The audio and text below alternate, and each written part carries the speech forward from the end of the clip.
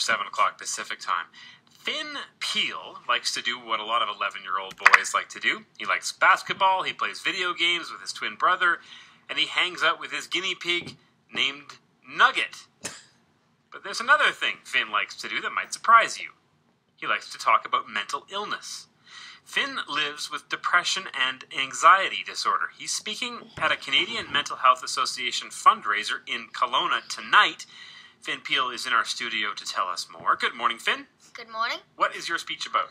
My speech is about, for adults not to be afraid to get their kids help, and to tell my story of my mental illness and my challenges and things like that.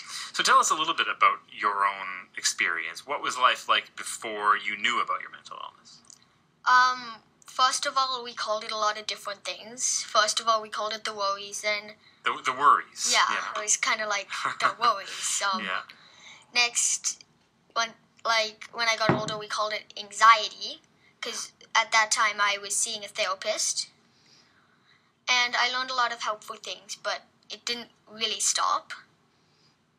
And it was difficult because I didn't really know what I was up against, because I was just really tired. I was really stressed.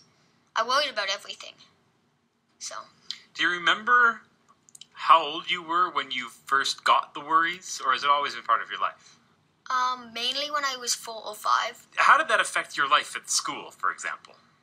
I didn't have a lot of friends, which is hard for me because I really like social time. I'm one of those people. And it was difficult because I tried really hard to try to interact with my friends or try to make friends, but I could really never read people or never know when to stop or things like that. And so how would they react with you? Why would that friendship not form? Well, I didn't really understand, so again, I was always kind of being annoying. Like, I said a lot of impulsive things. I had a really sharp tongue, and I still do. I was mean to a lot of kids. I did a lot of mean things, but I really didn't know if I was being mean or not, because I don't try. I really wanted to make it work, but I struggle sometimes at it, But, yeah. Why is talking about this important for you?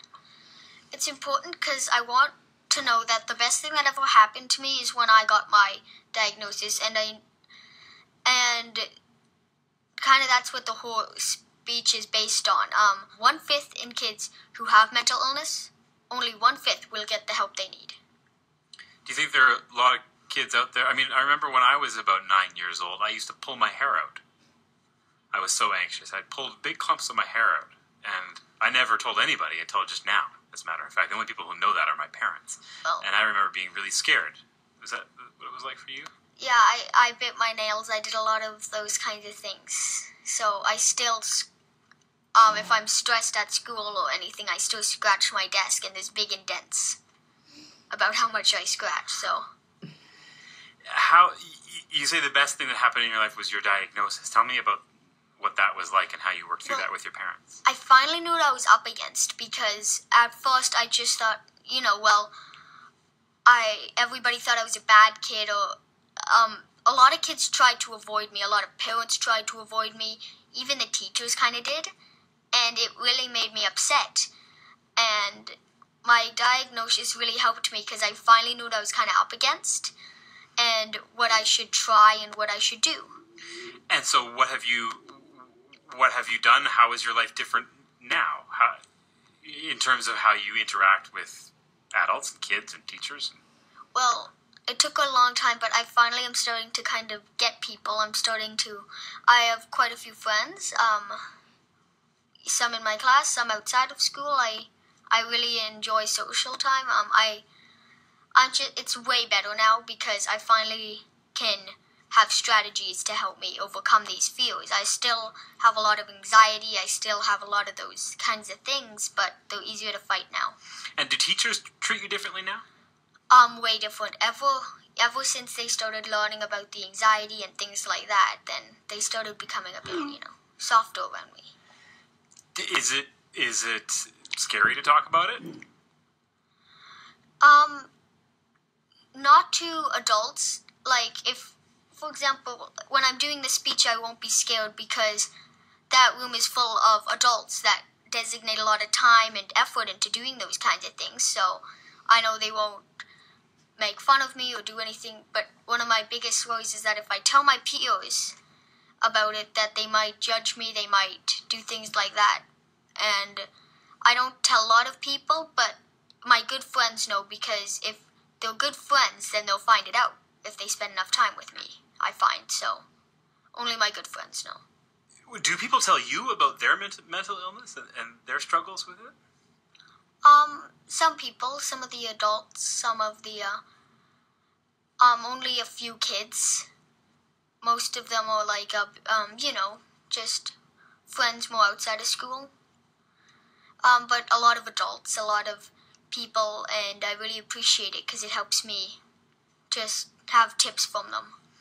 I think a lot of people think that kids don't get mental illness. Well, a lot of people think that, and well, it's obviously not true. If it was true, then I wouldn't be here today. What do you want people to know about mental illness and kids? And especially, what do you want other kids to know? I want them to know that, first of all, to parents, that mental illness is a thing, and don't treat it like it just happens to adults. It is a thing for kids. So it's not just the worries. It's not just the worries. Finn, thanks so much for joining us this morning. Well, thank you. I had a lot of fun. That's Finn Pihl. He lives in Kelowna. He's speaking at a Canadian Mental Health Association fundraiser tonight. It's called Women and Wellness. If you'd like details, you can go to kelowna.cmha.bc.ca. 25 minutes after 7 o'clock Pacific time. Just a few minutes ago...